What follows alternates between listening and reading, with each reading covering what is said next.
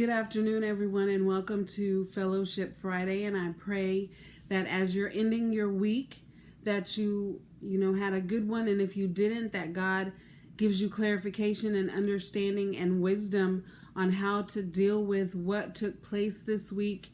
And if you are just beginning your work week, I pray that God gives you understanding and clarification on how to deal with whatever you may face on this week.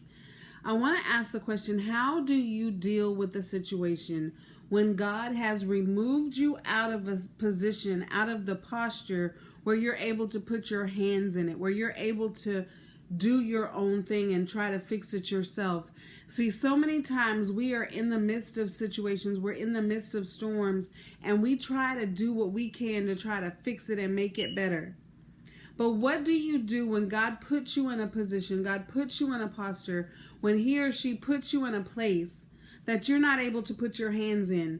So many times we want to be in the midst of something and we want to be able to help God fix it. But God has been God a long time, and he or she does not need our help to fix a situation that we know we have no control over.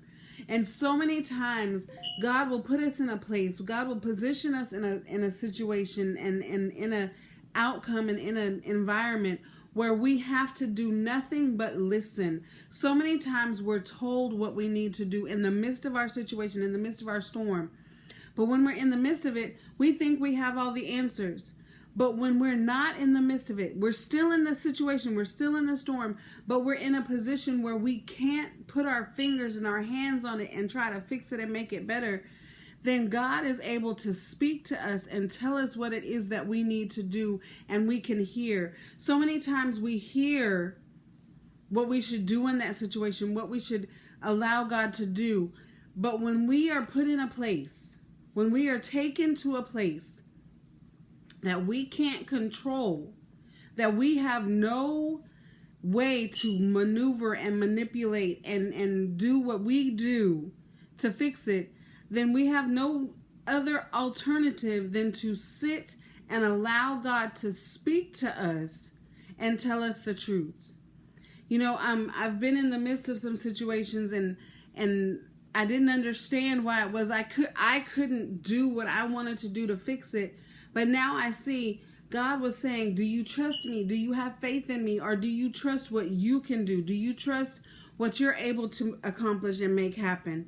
And so many times we as parents, we as, employees, we as, members of churches want to do everything that we can to fix it. But what happens when God removes us from the situation, and all we can do is onlook and trust that God is going to do what he or she says she's going to do?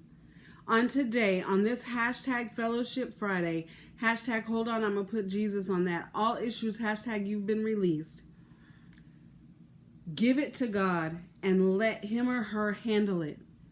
And follow the instructions and directions they give you, whether it be from a thought that you have, a song that you hear, a TV show that you see, or someone else telling you what it is that God wants you to hear and to know and to do, and then do it.